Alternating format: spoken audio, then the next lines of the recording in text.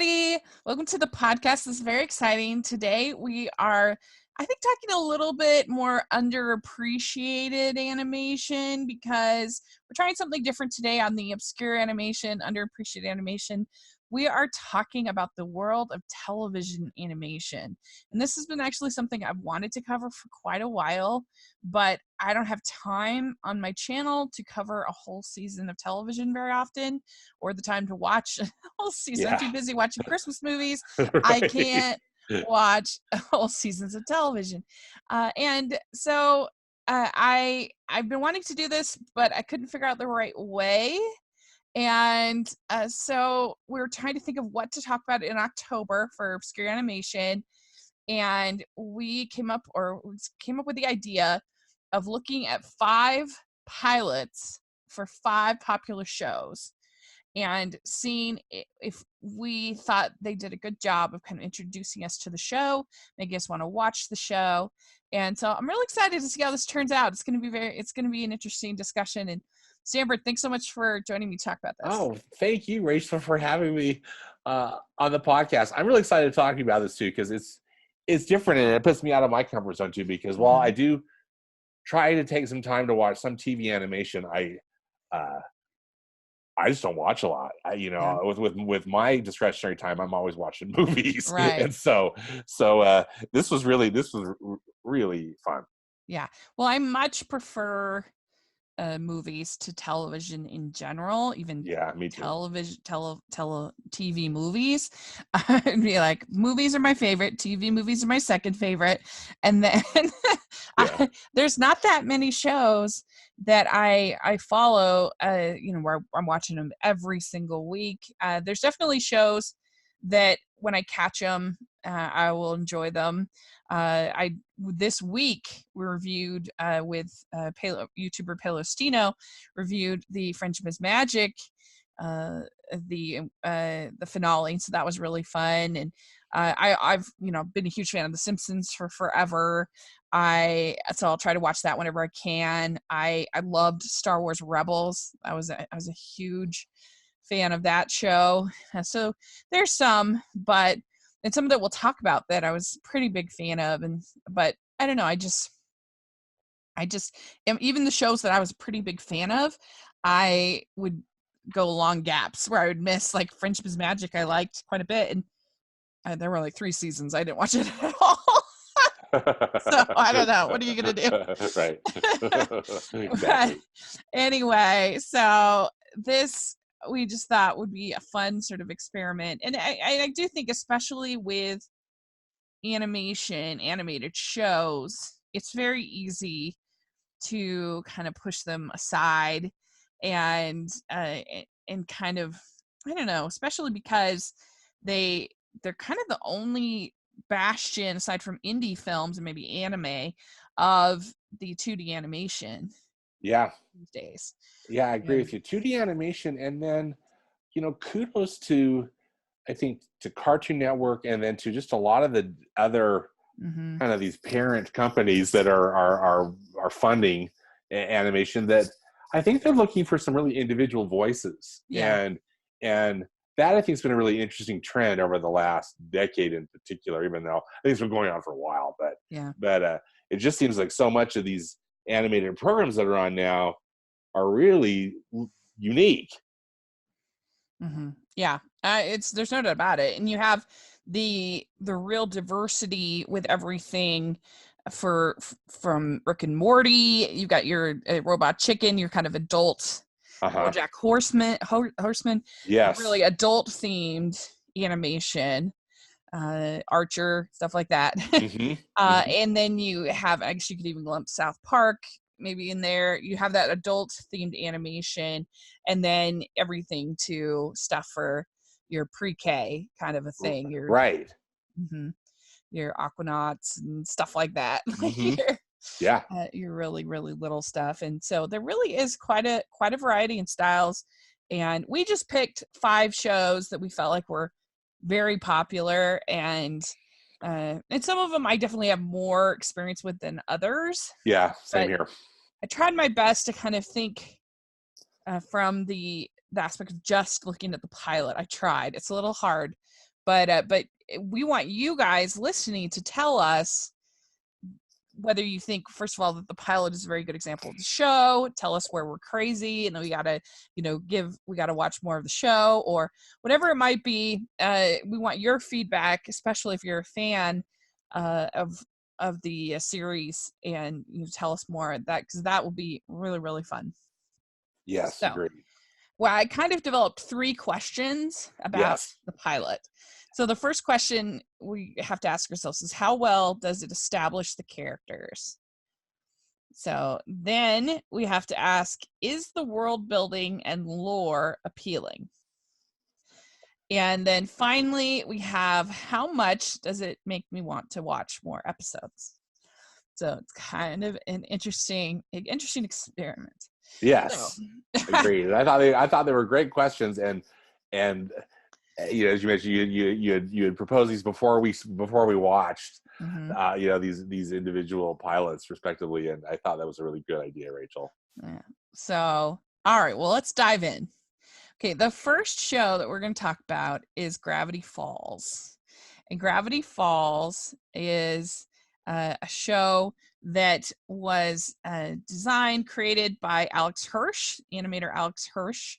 And it ran from 2012 to 2016, which makes it sound longer than it is, because one of the problems that the show had was that the episodes were very erratic, and they would appear all of a sudden. There would just be 2 shows. I mean, 2 episodes. And then it'd be months, yeah, right? Without a new episode. Mm-hmm. So it sounds like, oh, they must have had 4 seasons, maybe even more. Some shows have 2 runs a year, kind of 2 seasons a year, but they only ended up with 2 seasons. 2 full seasons that was spread out over a 4-year period. Yep. Yeah. And evidently, I mean, we have to just trust Alex at his word, Alex Hirsch at his word, that there was that's what he wanted, was to only do the 2 seasons. Yeah, that's and what he had. And ended on the note that he wanted. Of course, most of us that were fans of the show were like, wanting more. We want more. Yeah, don't take it away. Yes. Yeah. But that's what he felt, I guess. Because they're definitely, I wanted to do Wander Over Yonder on this, but I just felt like that Adventure Time was the more obvious choice, because it ran for 10 years. And but that was one that definitely got taken away before the artists were ready for it. Right. Mm-hmm. And that show is still finding its groove, and it was such a good show. Really, it's such a clever show. I love Craig McCracken's work. Mm-hmm. I love the Powerpuff Girls, the original one that he did on Cartoon Network. Yeah. And I know he was involved with other programs on Cartoon Network too. But he's got such a distinctive voice, and I agree. Yeah.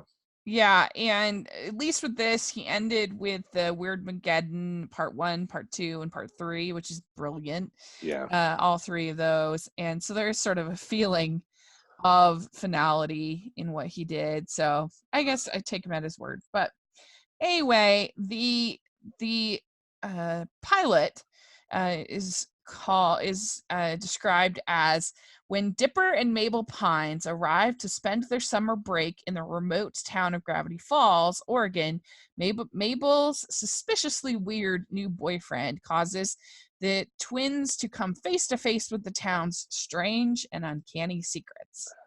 Yeah. It's a great description. And this episode is entitled Tourist Trapped.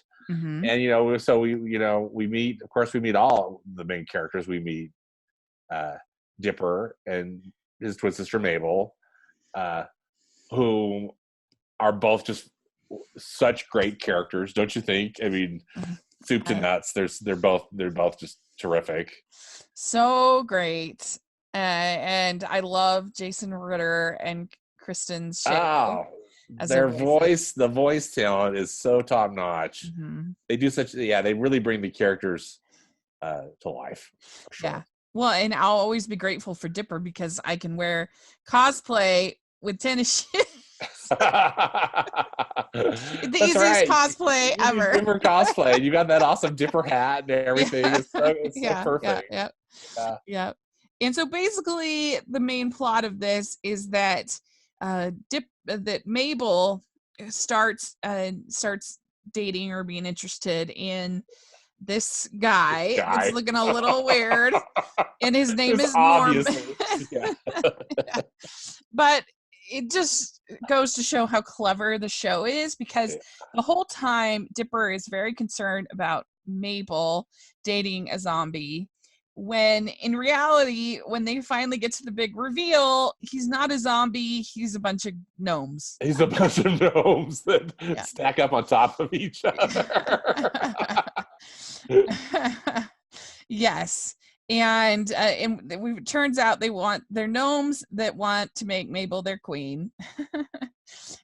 And Yep. so it's really weird and crazy. It's so weird, but it's so funny. And Yeah. and also then in this first episode, Dipper discovers the book Yes. that's The loaded journal. with all these quote unquote secrets of Gravity Falls. Yeah. And so of course one of the first things Dipper finds in the book is the statement, "Trust no one." And so immediately puts him on guard. I mean, he's kind of a paranoid personality anyway, and but puts him on guard with Mabel's new boyfriend. Yeah. But the whole scene, I mean, it's just structured so well, because it opens up with something that happens, near like 3/4 of the way through, and then and then it tells you the backstory. But just the narrative's so good, the writing is so good on that show. I mean, that's the thing. Everything is good in Gravity Falls. I think it's really solid, and I think even though I wanted more, I appreciate it. I always felt like every episode really fit into the fabric of what they wanted the overall story to be. I never really felt like some stuff was kind of like just thrown in. Yeah. I always felt like everything truly had a plan. Some shows I don't feel that way. I feel like they're winging this as they go. Sure. There's no doubt. But I just was reminded about that, because Rachel, I'd never seen the pilot. I've seen a whole bunch of other episodes from both seasons, but I've never seen the pilot before. So this was a hoot for me. I just loved it. Yeah, if I had seen it, it had been a long time ago. Yeah, I saw it way back in probably 2012. Yeah. Long time ago.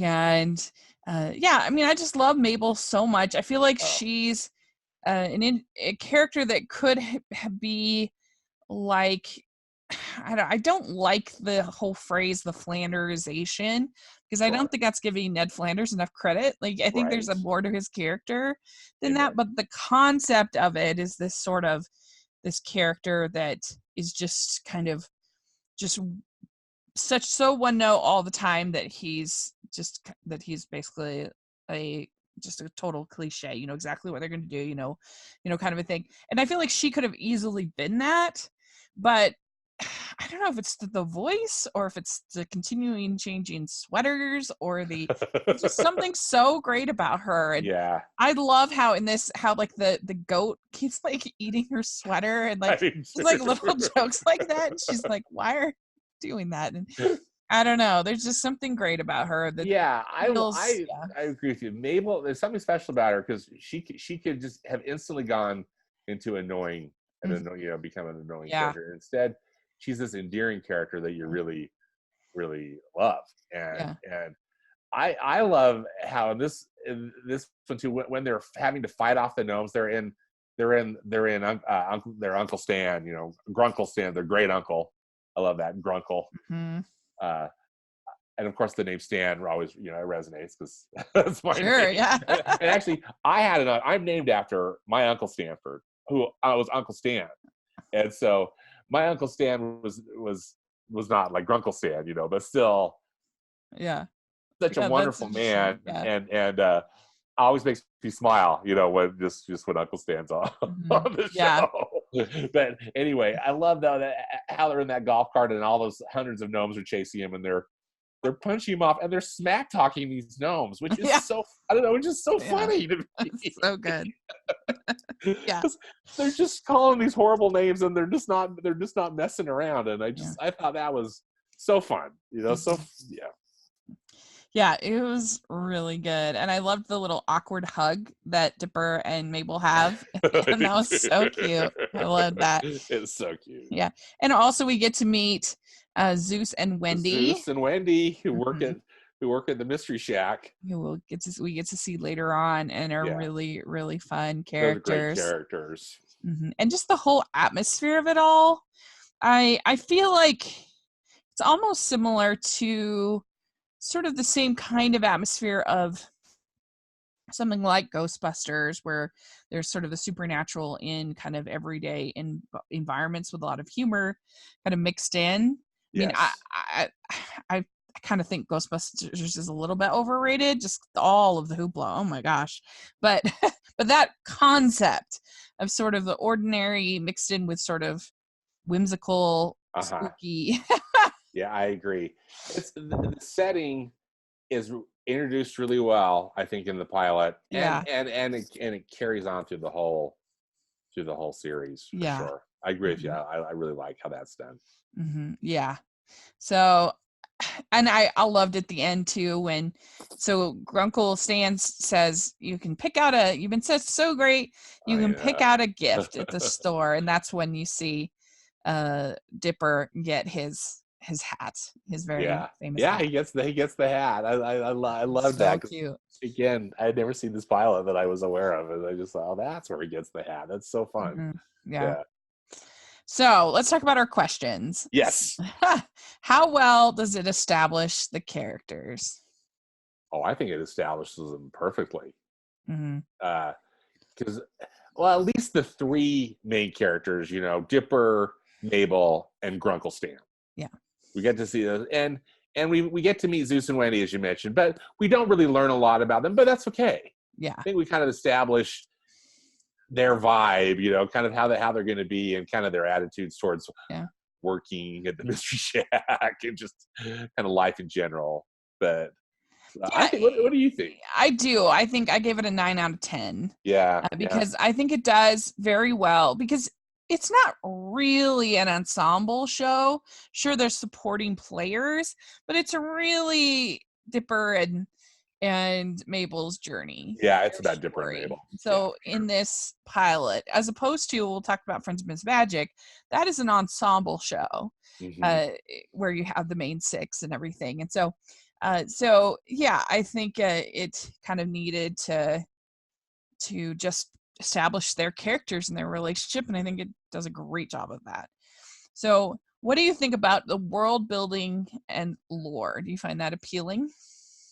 Personally, I find it really appealing, and I just think, as I mentioned, I always just have felt every episode I watch that this show has a direction, and they're keeping to it. Yeah. And so and I thought that was really well established in the opening episode. Frankly, I think it gets established in the opening credits.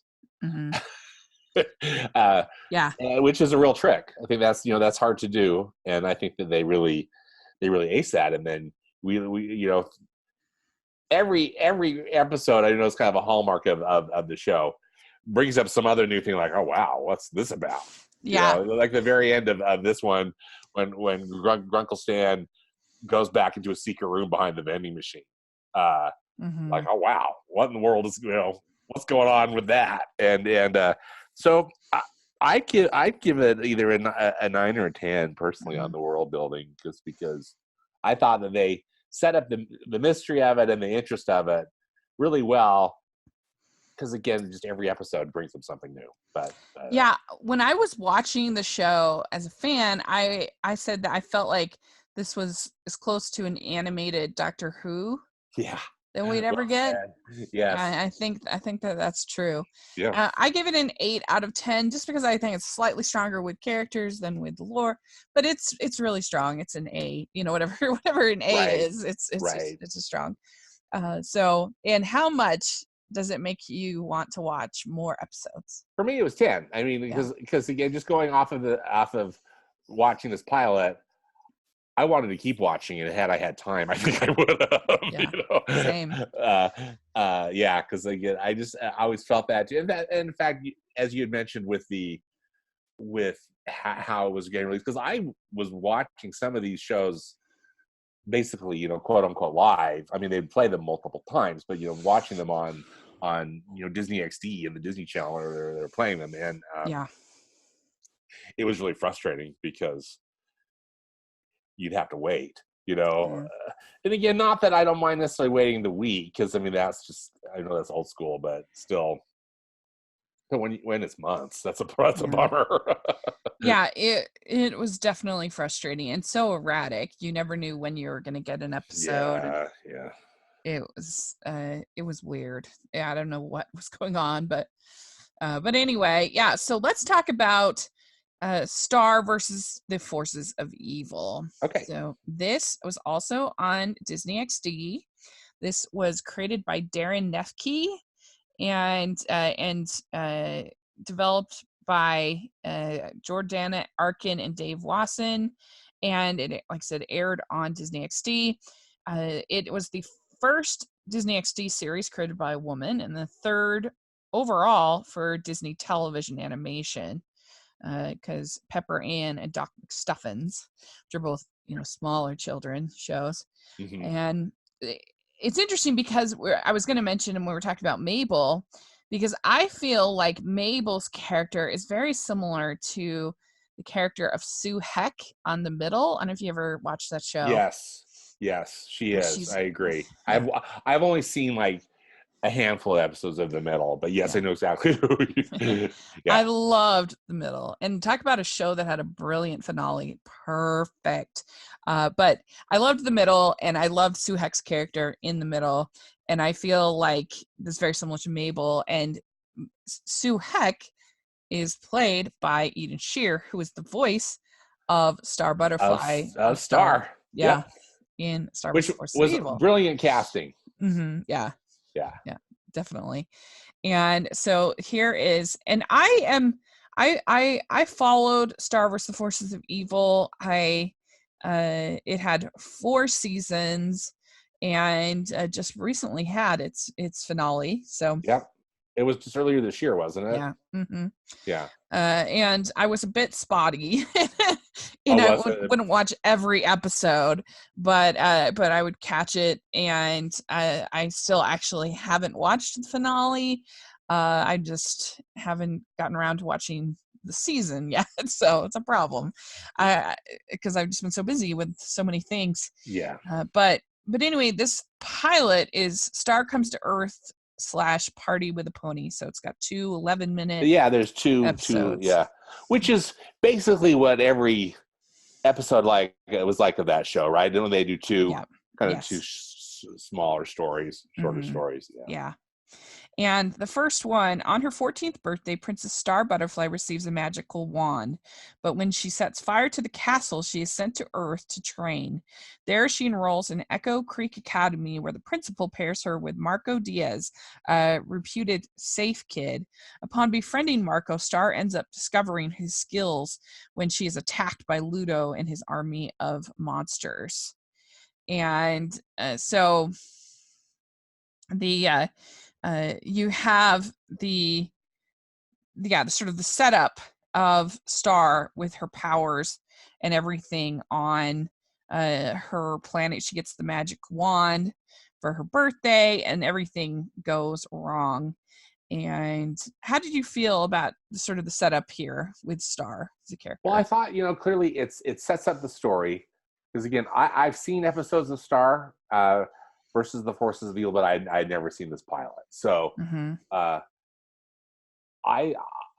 thought it set up, kind of the relationship with her parents well, and then why she gets sent to Earth. And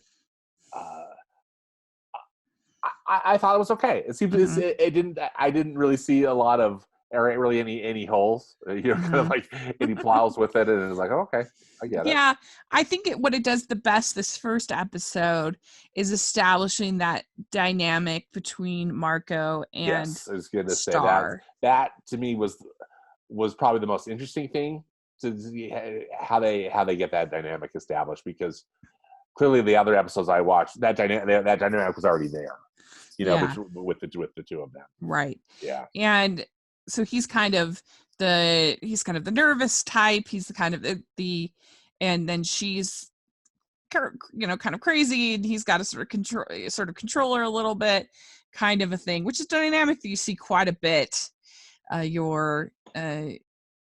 don't know whether it's like The Odd Couple or The Big Bang Theory, or you kind of have that sort of dynamic usually. Even kind of like Kim Possible and Ron Stoppable. In a way, even though Marco's a very different kind of character. I don't think he's quite as necessarily as nervous, or but yeah. And so then in the second part, Star receives a visit from flying Princess Ponyhead, her best friend from Muni. Ponyhead is jealous that Marco is Star's best friend on Earth. She invites Star and Marco to various dance clubs, but she competes with Marco for Star's attention and tries to strand him at a video arcade.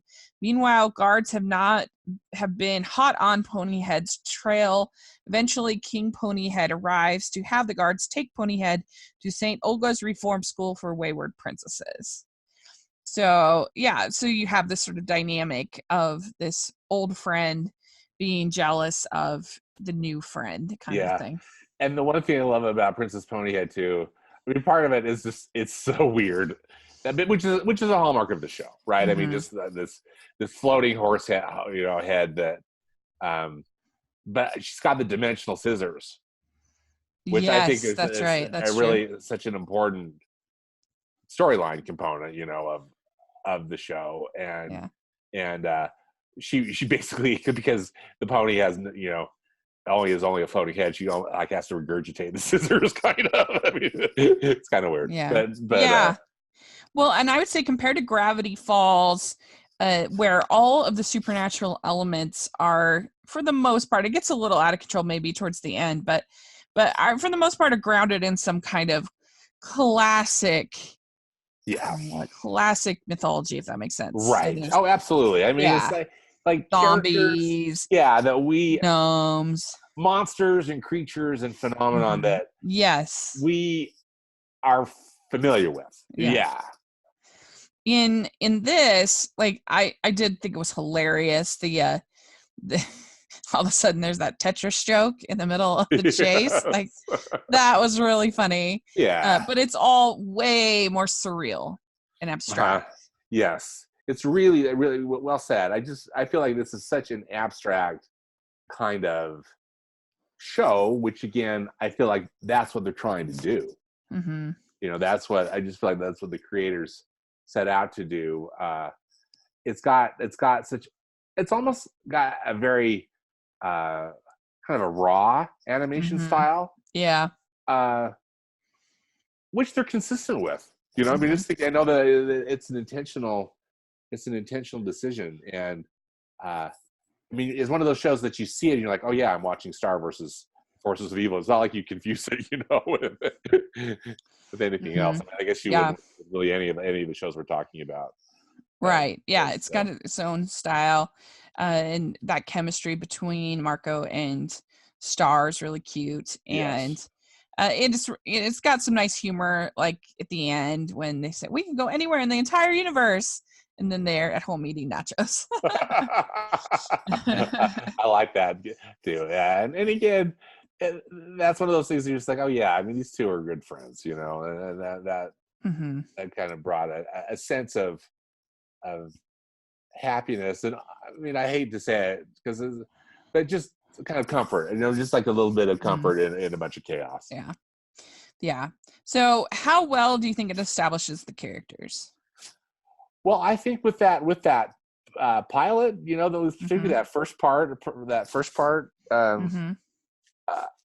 really good. I mean, I give it at least a 7. Yeah, that's why I gave it a 7. Yeah, really, it was pretty strong. And so, is the world building and lore appealing? What do you think? Well, honestly, to me, I just don't find this show that appealing. Mm-hmm. And I really was trying to analyze it, and I don't know if it's just style or the humor or the point of view. I mean, I don't really, and sadly, I really couldn't come up with like a real definitive answer other Well, than just like personal taste. You know what I mean? yeah. Just like, this just isn't a show that I'm just dying to see. It helped me to understand it a little bit better, you know, because it's like, well, this is actually smart to watch the pilot. Yeah. But yeah, for me, I give it a 6. That's the same I gave it. It's a little spazzy. Yeah. Yeah. And so, yeah, I mean, I do enjoy the show, and it was one that I really wanted to support, but maybe that's why I've been a little irregular about it, was because it's hard to watch a lot of episodes of it. It's a little spazzy about it. Yes. Yeah, I kind of feel the same way about Rick and Morty. Yes. Like, I think the Rick and Morty is so artistically ambitious. It is beautiful and so creative. Yes. But it's so, obviously that's like more R-rated. Yeah. But it's so spastic that I cannot binge watch Rick and Morty. Yeah. Well, exactly. And same with this. Like, after I was done with my, 22 minutes of this round, I was reminded, oh yeah, no wonder I don't watch this show a lot or see it, when it's on. I don't. So how much does it make you want to watch the episodes, and what rating? I'd honestly say a 4. Okay. Yeah, I said a 6 just because I think that Star's such a cute character. Yeah. So it's kind of what kept me sort of watching. Well, and it's one of those shows too, again, like I wanted it to succeed too, because I thought, really stoked about the team, behind it. And also, I'm always amazed when the folks at Disney approve something like this. Yeah. Because it's, even though I know that they'll do that with some of these animated shows, but it's kind of cool when not that they're going out on some big limb with it, but it's sure different. Yeah, for sure. Than many things that Disney produces and puts their name on. Mm-hmm. Yeah. Very good. All right. Next we have My Little Pony, Friendship is Magic. So we're stepping out of Disney for a second here.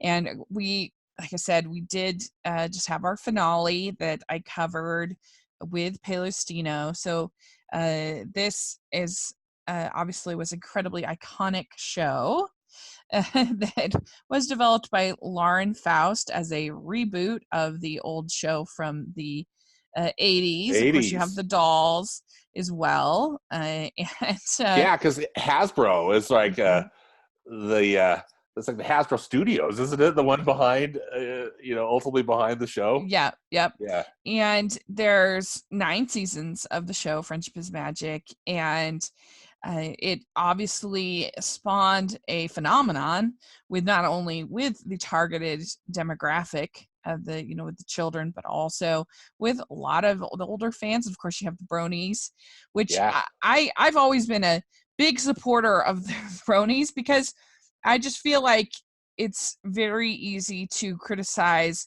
men when they like anything that's feminine in quality at all, and I think that's stupid.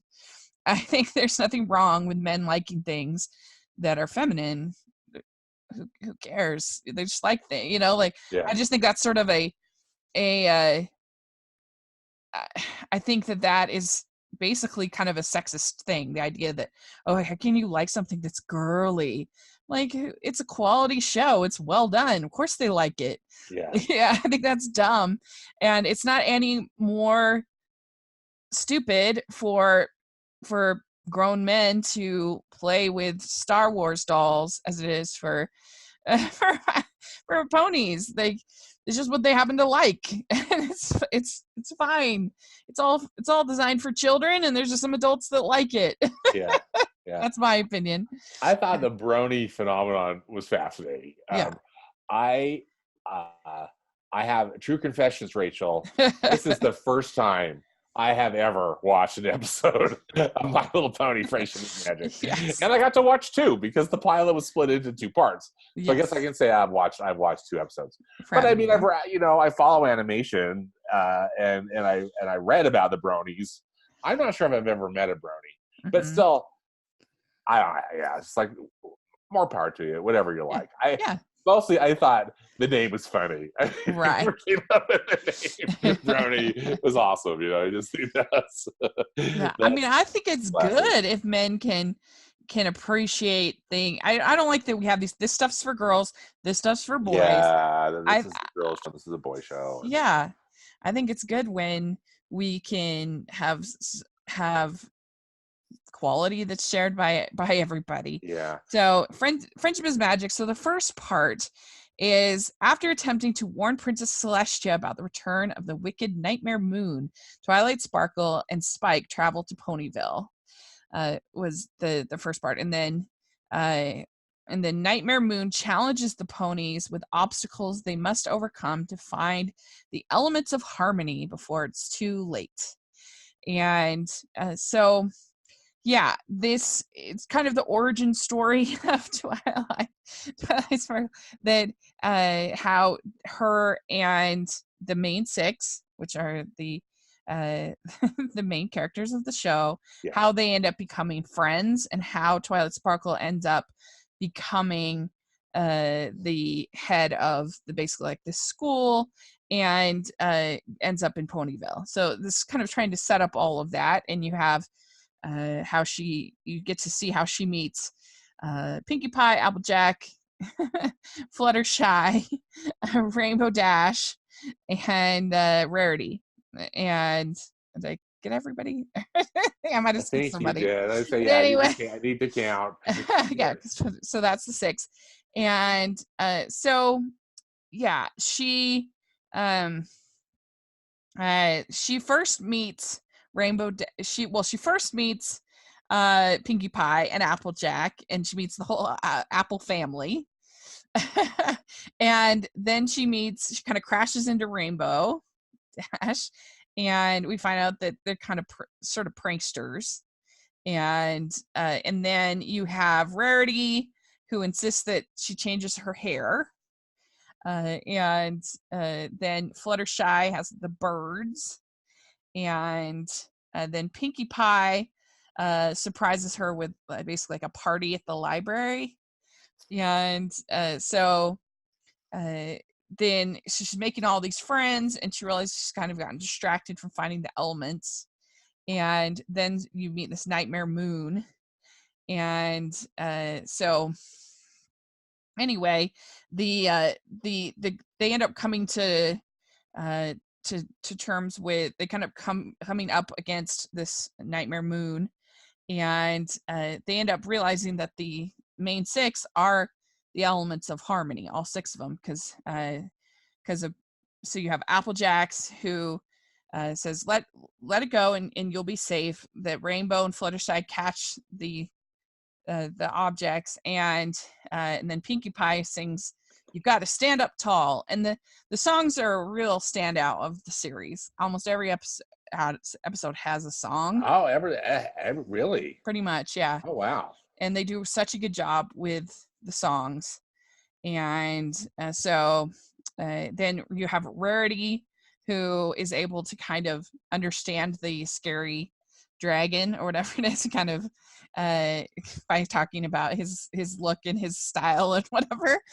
And then you have the then you have Fluttershy with the monster, and she's just so kind and sweet. And so between the 5 of them, and then with Twilight 6, there's they are the 6 elements. And you find out that the key to Twilight's magic is friendship. And so friendship is magic. Friendship is magic. Yeah. So you get, of course, the name of this, this episode, or this series, as well as it's the name of the pilot. Right. Yeah. Yeah. And so this Night Moon ends up turning into Luna. You realize it is the sister of Celestia, and then they end up basically ruling together for the rest while Twilight prepares to take over. And so she's going to be in Ponyville until as she studies. So yeah, it's kind of the start of the series, trying to introduce us to our characters. And so let's talk about how do you think it did with that, with introducing you to the characters? Well, I thought it was pretty good as far as, it was very clear about these characters. I've got a couple of nieces that adore My Little Pony, and they, so I guess I should say I was grateful actually for some interaction I've had with them, because at one point they were showing me their My Little Pony collection, and their favorite one was Twilight Sparkle, and so like, oh, so when Twilight Sparkle came on, I was like, oh, I've seen this before, and then to my knowledge, she's kind of like not necessarily the main character, but at least in this particular one, it was kind of her journey, and meeting these people and getting stuff done. I thought you meet all six, as well as some of these supporting characters, and I thought that was pretty effective from my perspective. I'd go high. I'd probably give it a 9. Yeah, I think it does really well with characters. And my favorite is Applejack. This is my favorite of the main 6. Okay. I think she's really funny, and I liked how she's introducing him to the whole Apple family, and the Apple family scene that was funny. That was funny. Yeah. And but yeah, Twilight Sparkle is great. She's definitely basically like your Harry Potter in this world. She's basically your so lead. I wanted to ask you if she's kind of she's okay. And then everybody else is kind of your Hermione's and your sort of lead, your Han Solo type, your lead supporting characters. Yeah. So with their own distinctive personalities and so I also give it a 9 in that regard. So what about the world building and the lore? What do you think? I mean, again, this was my first time. And probably my last. Sorry. That's okay. I think, just to be fair, I'd give it a 5, just right in the middle, because again, frankly, and I don't know, this maybe fits into this second question, Rachel, but I thought that it had a really interesting animation style, and I thought I could see how that it would definitely be appealing. Super colorful, interesting interpretations of what the toys, what the ponies look like. Really cool backgrounds. I mean, kind of almost like a Mary Blair in a way, super colorful, really stylistic, in a way, flat looking, but in the very that in a complimentary way, just the way that the colors are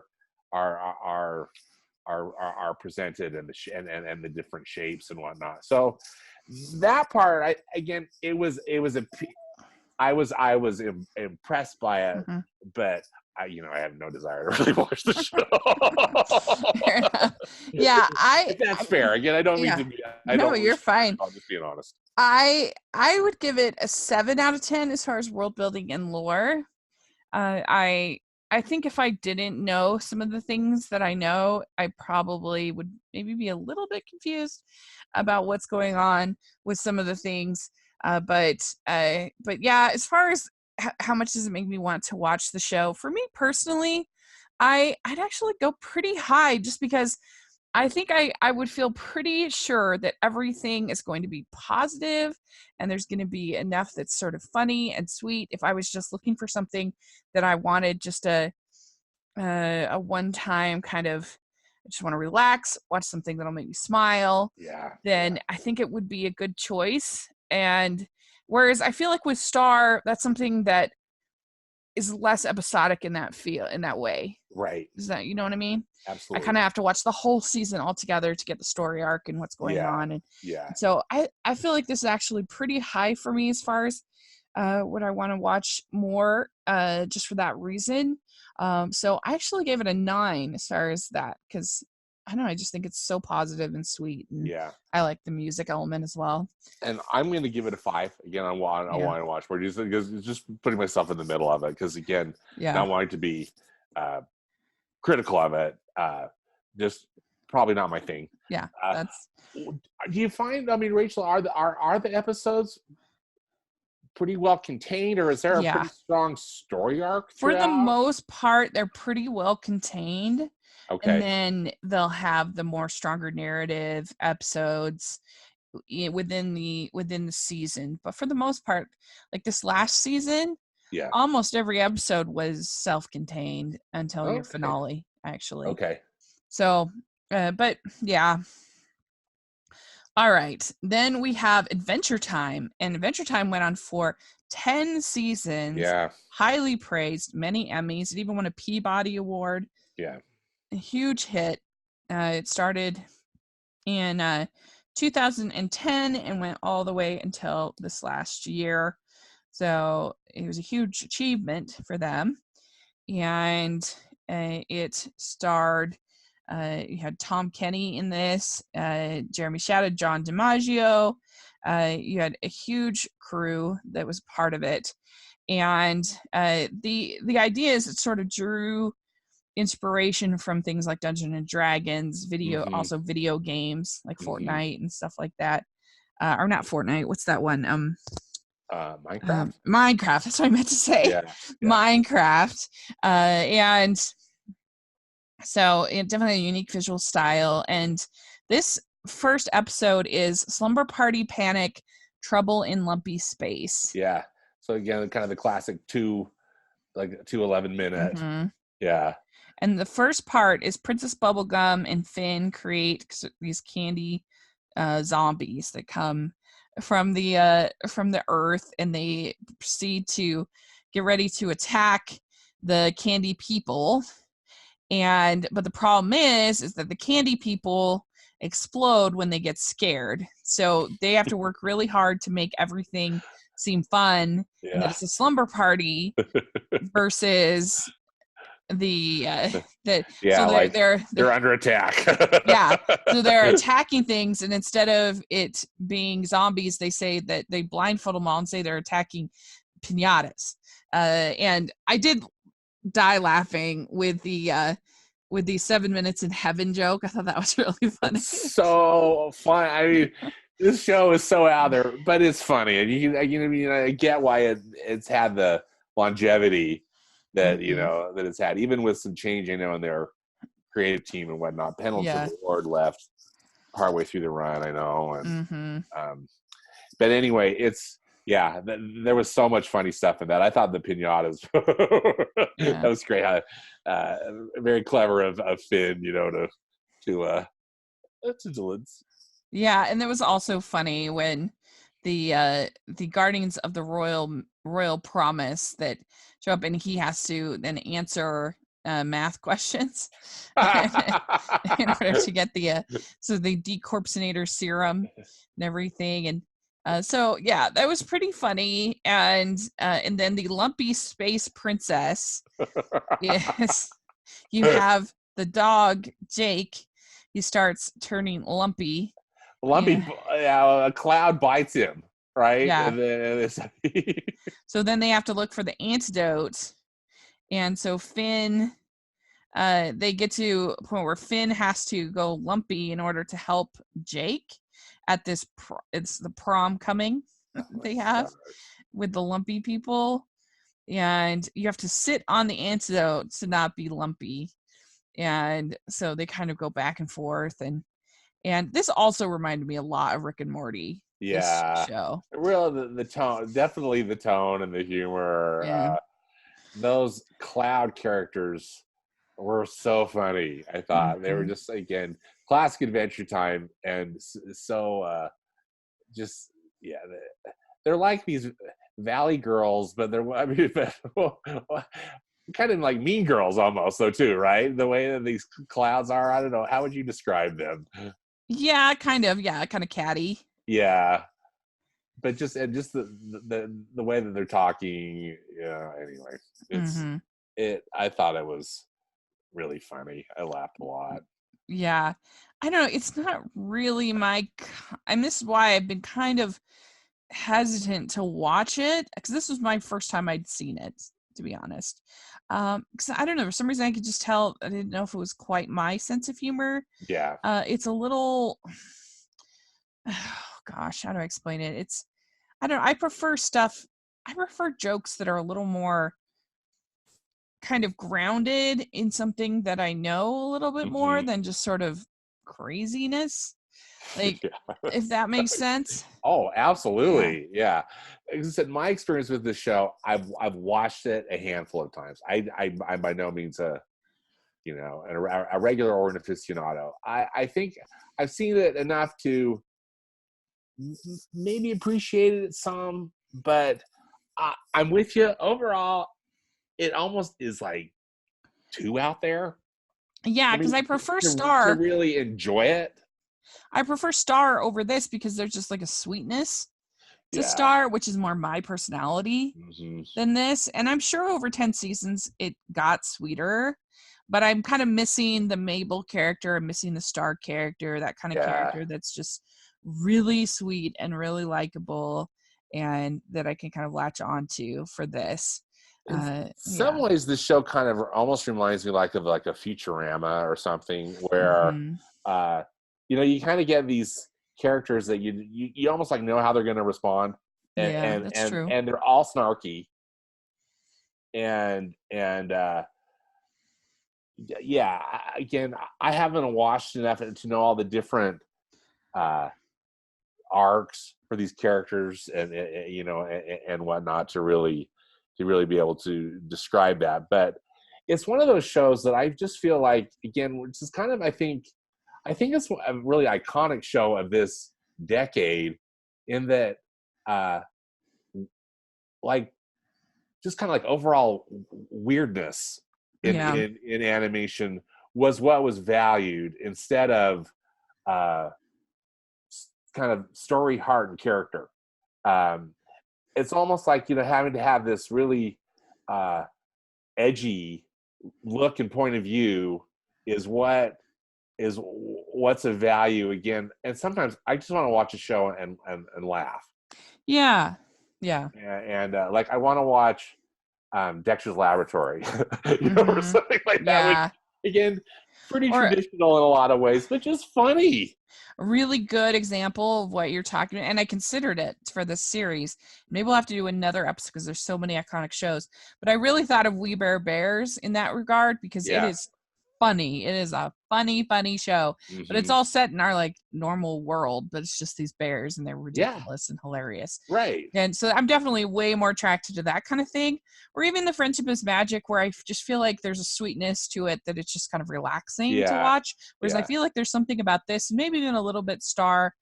There's something a little bit stressful about this to me. Yeah. It's just kind of so, I don't know. Uh, Well, I'm with you, and I honestly feel like, too, sometimes, Rachel, I just feel like I don't get the joke, and yeah. um, and so, and again, maybe I just maybe just don't get the joke. But Right. then also, I just think, well, why are they making it so hard for me to get Yeah. the Right. Yeah. joke? If that makes sense. Yeah. Yeah. So yeah, I gave this, for how well does it establish characters? I give it a 5. Oh yeah, because I feel like it didn't establish them at all. No. In fact, that's what kind of surprised me. In fact, partway through that first episode, I was like, I wonder if I'm watching the wrong one. 'Cause there's no setup. It just starts. Right. Because at least Star, it gives their backstory about why she's sent there and she's this alien Yeah, and yeah. Or it's just going. And mhm. Yeah, so I gave it a 5. yeah, I give it a 5. I gave it a 5 too. Yeah. I mean, that's just it. It just is what it Yeah. is. You know? I do like the animation, and so I gave, is the world building and lore appealing. I gave it, and I think it's pretty creative, so I gave it a 6. Yeah, see, I gave it a 6 too, because I think that it's really creative, but that's weird because it's somewhat appealing, but again, it's not also an animation style that I'm personally drawn to, for lack of a better word. Me too. Same with me. It's more of I'm more of a traditionalist, more like Friendship is Magic, than I am a surrealist kind of person. So, all right. So, how much does it make you want to watch more episodes? I also give it a 4 or 5. 4 or 5. I mean, it just, again, it's not like it really drew me in. I'm more interested just for the fact that it won so many awards and it did so well, more than I am for the fact that I really liked it. If that, I mean, the whole lumpy stuff that I laughed quite a few times during that segment. But so I thought to myself, I wonder if there are more episodes that are like this, that are really funny rather than just unusual. And but again, it didn't make me want to watch a lot more. My favorite joke was definitely the 7 Minutes in Heaven. That I thought was really funny. But anyway, so the last show that we watched, the pilot, was Steven Universe. And this, I guess there is like a lost pilot, I think I read. Yes. But that's not what we saw. That's not what we saw. We saw Gem Glow and Laser Light Cannon, the first official episode of the show. And Gem Glow Steven is disappointed that his favorite ice cream sandwich brand, Cookie Cat, gets taken off the market. He soon cheers up upon discovering that the gems managed to get hold of some of the last remaining Cookie Cats, which he comes to believe may be the key to activating his gem. So that's the first one of Gem Glow. And I've watched a few episodes of Steven Universe. I've never really been able to get into it. Frankly, that's why I haven't watched more of it. I did watch the movie this year, just because I try to watch everything, and a bunch of my friends said, "Oh, you don't need to watch it," and I actually thought it was sweet, and I enjoyed the movie pretty well.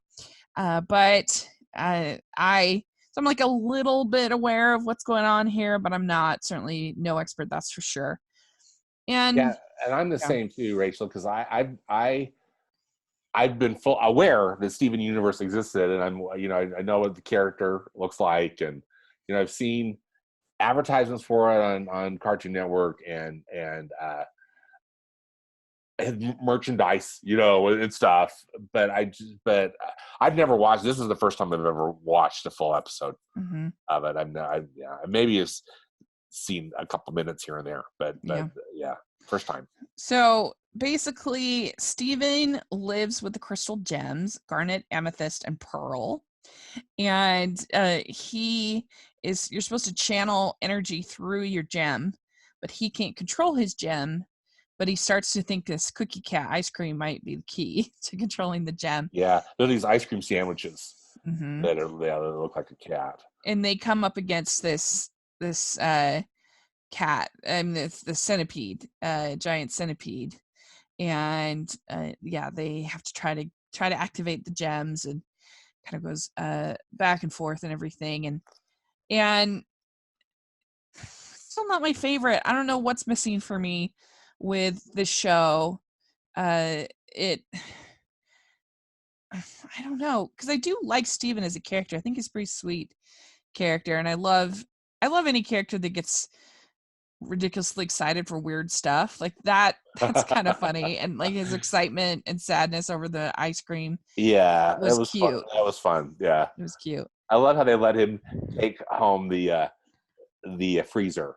Yeah that was cute. I don't think the show, at least in these early episodes, I don't think it does a great job at establishing characters. I don't think it did a good job at all. I think other than just like it presented the characters like, okay, here they are, but we really don't know anything about them other than they've got this gem power that they're able, to channel, and then at least the three women, and then they're helping Steven.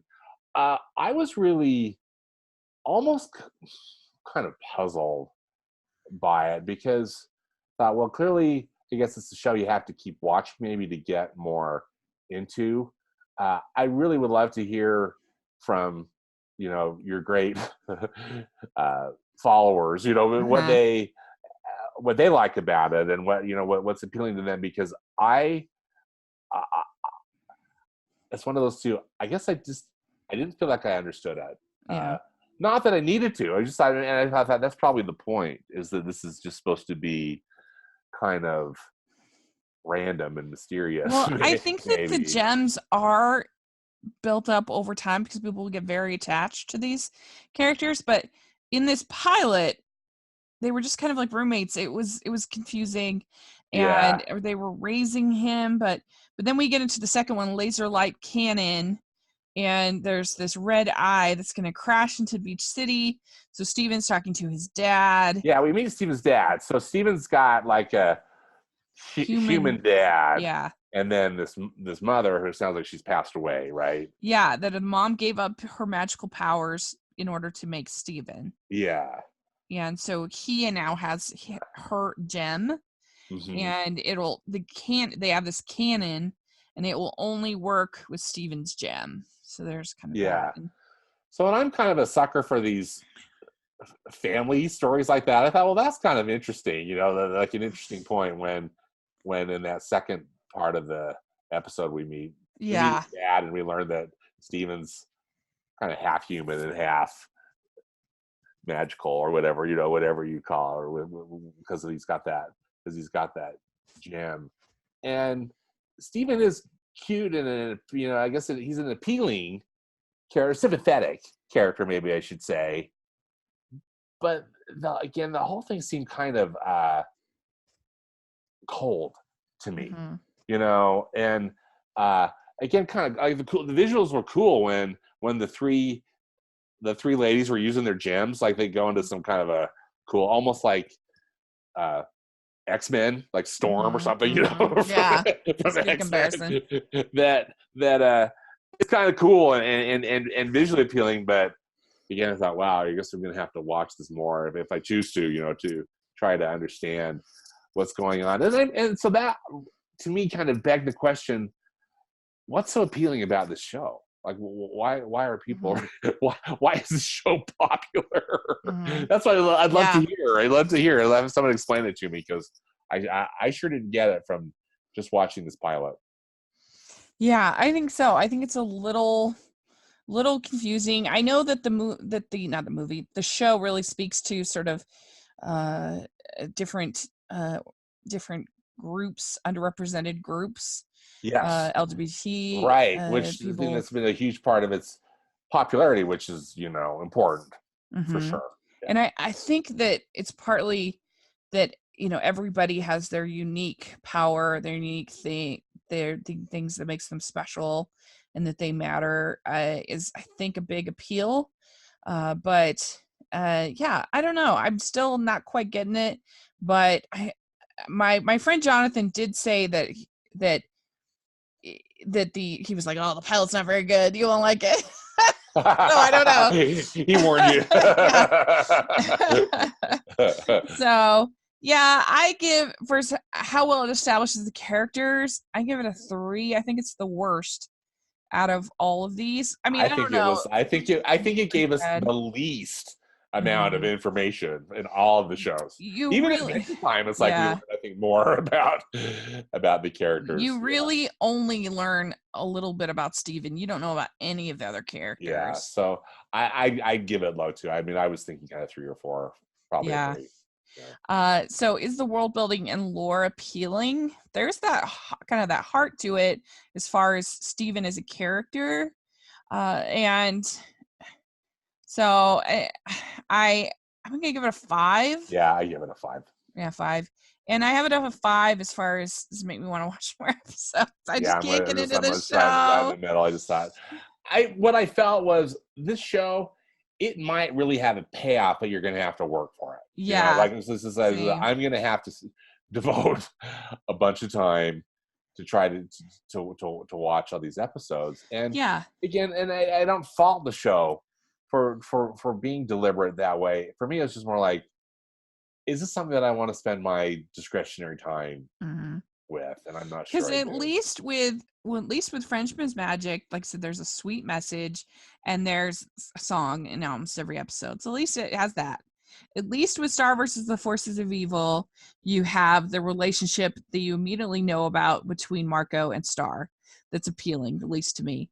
And then Adventure Time, I don't know which one is less appealing to me, but at least it seemed like it was a lot funnier than anything we got in Steven Universe. So right, because that's the one thing I wanted to also about Steven Universe too, is that if it also could be maybe more dramatic than these other ones that we watch in comparison, you know, I mean, Gravity Falls really plays just like a straight up comedy, you know, I mean, with some kind of thrills put in and an occasional, you know, kind of warm fuzzies, but it's comedy, right? And Adventureland, or excuse me, Adventure Time, probably funnier. I agree with you than Steven Universe. I was just wondering if Steven Universe was really going to go not necessarily dark, but maybe kind of heavy. You know, again, I'd be interested to. You need to be educated. Yes, let us know. Let us know. So yeah, I definitely. I mean, I guess it makes sense that the ones that I've actually watched, all of them, are the ones that I've already watched. More of them is obviously going to be the ones that are going to appeal to me the most because they literally have already appealed to me. Yeah, they already did the job of getting your attention and your interest. So and keeping it. Yeah. So I would probably rank it as Gravity Falls, Friendship is Magic, Star versus the Forces of Evil, and then Adventure Time and Steven Universe. Yeah, see, for me, I'd go Gravity Falls, Adventure Time, and then the other ones kind of like all together. Fair enough. That's funny. Yeah. So let us know your thoughts. And I specifically did not pick Over the Garden Wall in this because I don't want to just talk about the pilot of that. I want to talk about the whole thing. I mean, it's only 2 hours. Right. I mean, that is such a self-contained. Yeah. So we'll talk about that in another day. Yeah. But yeah, exactly. Good point. So anyway, let us know if you liked this. Do you think it was a fun format? We could do more like this. If you'd like. What do you think? Do you think it was an interesting exercise? I think it was. I'm glad we did it. I'm really glad we did it too. And thank you to you and to all of your wonderful listeners for putting up with my ignorance on these programs. But Me too. I really enjoy being able to watch them and to learn more. So thank you. So let us know your comments, your thoughts in the comments below, and also on Twitter. We'd love to talk about it. And so, Stanford, where can people find you? Yeah, so I'm on Twitter at Stanford Clark, and then I have a movie blog and podcast that can be found at moviespastandpresent.com. Great. And you can find me at Rachel's Reviews, all over social media, iTunes, YouTube, and on Rotten Tomatoes. And if you can leave your ratings and reviews, we really appreciate it on iTunes. And if you can subscribe to the channel, give us a thumbs up. We really appreciate that if you're listening on YouTube. And so we'll be back next month with something fun to talk about. And so, again, let us know your thoughts, and we will talk to y'all later. Thank you. See ya. Bye.